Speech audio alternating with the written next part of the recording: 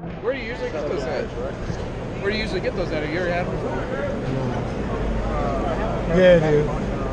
Okay. Yeah, it is. Yeah, I gotta ease up here. Hey man, I'm good. You? I'm hanging in there. Make it, man. Yeah. Where are y'all at? What I brought that reel for you. Did you? Yeah, I brought that reel for you. Oh, this is the loose. Man, Yeah, we're a hidden jewel. well, you're gonna get exposed to the guys here. What's up, man? How you doing? This is How you doing, man? Alan leave you. Manny's got 3 of your reels already. All right, good Got deal. 4. How you doing, man? I ain't over here somewhere looking at shirt, but I brought that reel for you guys today, man. I want you to check it out. That old one? 40 years old. And I heard him put it in the case. But, hey man, if you get a reel that's 40 years old and it's never been taken apart, all it's been done to it, it's just washed off after fishing and drops of oil. And it still functions to the point to where it's smooth as that. You don't even feel it coming off. And fully functional. Just as smooth as. Come on, man. That reel's older than we. Best reel manufacturer in the world. I swear about it. I've been saying it on my website forever. You know, Childress is responsible for all of the innovations in a bait caster. The frame design, the teardrop style, that's his. The disengaging of the level wind, which was the most incredible thing for us This to name that's here is not on anymore. What's that? Yeah. Well, he can't use Childress anymore because when he was with Shimano and then he had no compete. That's why he had to go to lose. Couldn't use the Childress name.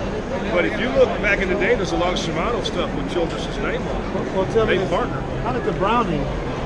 He built for Browning.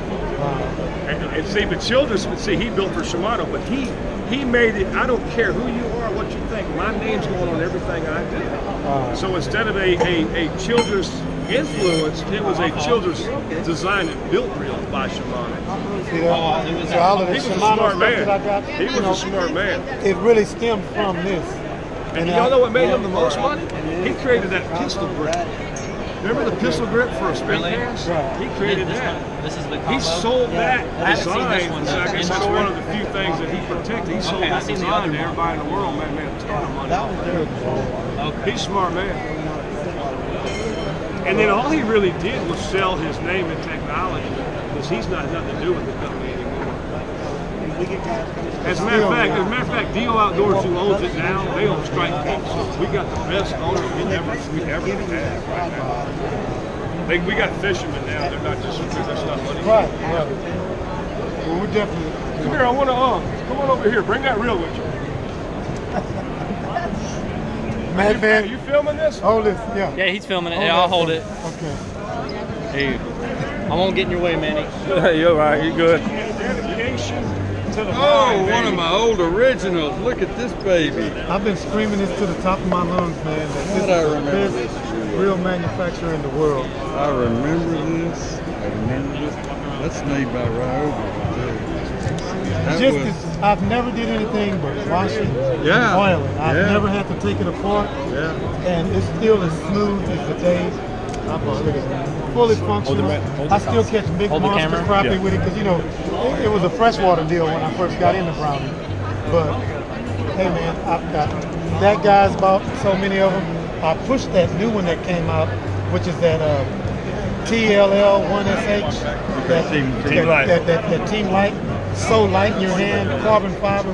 Man, they sold out of them in the area because I just was talking about it. And so I had to come back today and bring that reel. This right here and the bigger reel were the second iteration of what happened to Lou. They went to die-cast frame. No, this is the press frame. This is still the press frame. No, this is die-cast frame. But the second iteration, when you go to die-cast frame, you eliminate a lot of problems. Back in the old days, Garcia reels, you'd torque them out. You'd be pushing the Kelly line on it, and when they're pressed together, they really cork out, and your spool starts rubbing on the frame. Well, that solved all the problems when people came with die-cast frame. This reel was made by Ryobi, which was a die-casting, that was their core business. Wow. Shimano's core business is bicycle gears. That's why their gears are so smooth. And so those is how, and actually Lou's when he first came out with his first reel in 1973, it was made by Shimano. Yeah. Shimano was not even in the reel business. They learned how to make reels for lures. When they learned how to make reels and get all the bugs worked out of them, that's when they started selling themselves. Wow. So that's kind of what happened back in the middle to late 70s. See, I went full circle like that, you know, because you're out there in that business and everybody's throwing in. Yeah. So you want to be in the in crowd. So I was going to you know, not knowingly. Shimano came from them. I just now learned that today. It did. So I really went back full circle. I went to Shimano and all of that. And then one day I was just in the house and I stumbled up on that because I had kind of put it away. And I said, man, you know what? I started off with this and it's still as good as it was that day. I put everything else aside, Shimano ambergris here, and I've been buying nothing but lures. I got the offshore speed spool, wide spool, heavy duty, super duty. I got that one. He's got 3 of them. Thank you, guys. I love the segue when someone walks into my store and says, Luz, I've never heard of that brand. And I said, look, you're talking about the father of fishing. Wow. The guy who created this frame, this design, this reel. If it wasn't for him, no telling where we would be. Yeah, we still have push button Zepcos. In 1973, I was Garcia rep. Dating back to 69, 70.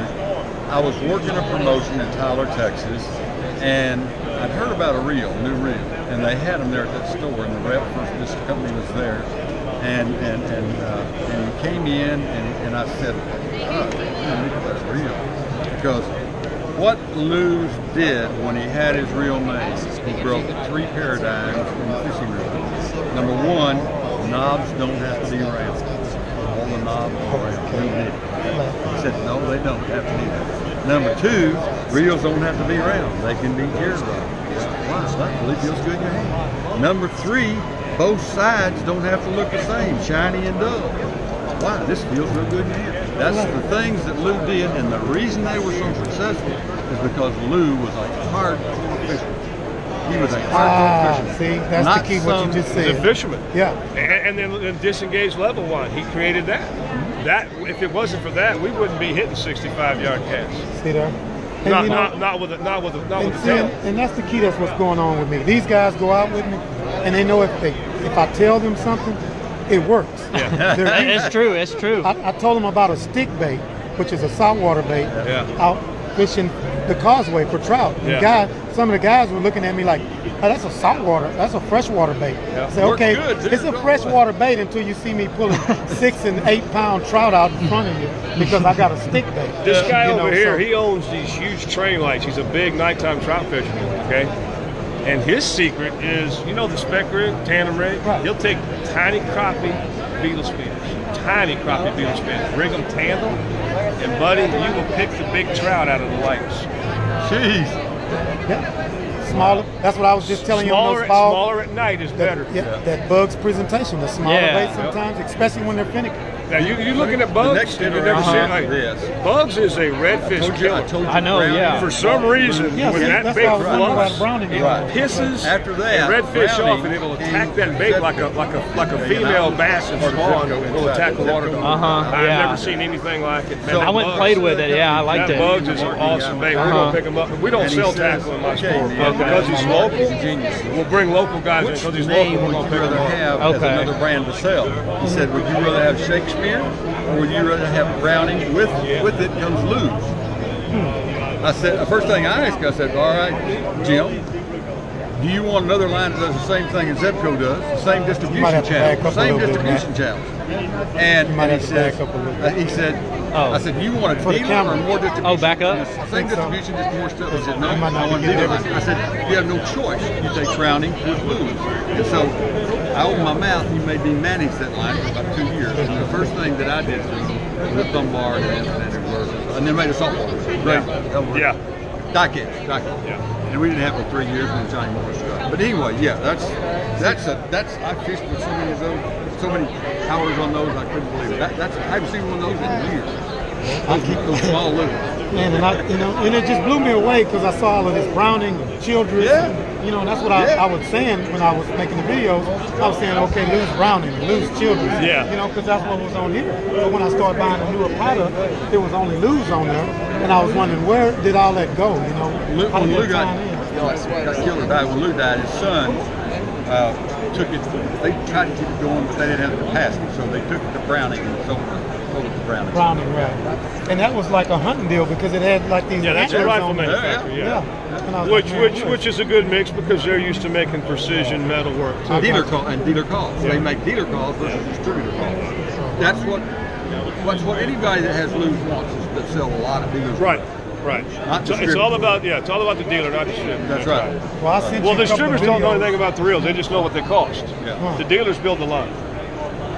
That's Well, we what- fish them. We fish them. So that means the distributor, he has to have a dealer or he don't have anything. So they want the dealer. How long have you had that? Since I was 16, and I'm 2 years from 16. About 16, 17. I wish I still had mine. I mean, just to show people old Lou I know. and new Lou. Well, guess what? Hey guys, I'll be right over Yeah. here. It's going to be a showpiece because I'm going to tie up with him. And Good. this He's a good video, guy. Good guy. This video, I'm going to put it out there and air it. Good. And we're going to work the thing. Well, what we've been talking about right here is you just kind of, because I lived it, is the history of Lou's from 1973. I kind of took you through all the various steps of where it went, how it got developed, and why it got developed. So that's I mean, a lot of people don't know, and a lot of people don't even know what's Lou, who was Lou. They know it now, they didn't know it when. And I lived it through, and I remember when it first came out, I was at Garcia with Brown Reel. I never will forget this promotion I was working in East Texas. I got my hands on the first one, and I bought it at the retail paper. And that night I went back and looked at it, and in 15 minutes, in my mind, I said, this reel is fixed to kick our butt bad as a Garcia reel. So I took it back with me Monday morning. I gave it to the salesman. I said, Sam, you need to send this to Winnie Borges. He looked at it and said, that's pretty good. And he tried to justify to me as a salesman why Garcia is better.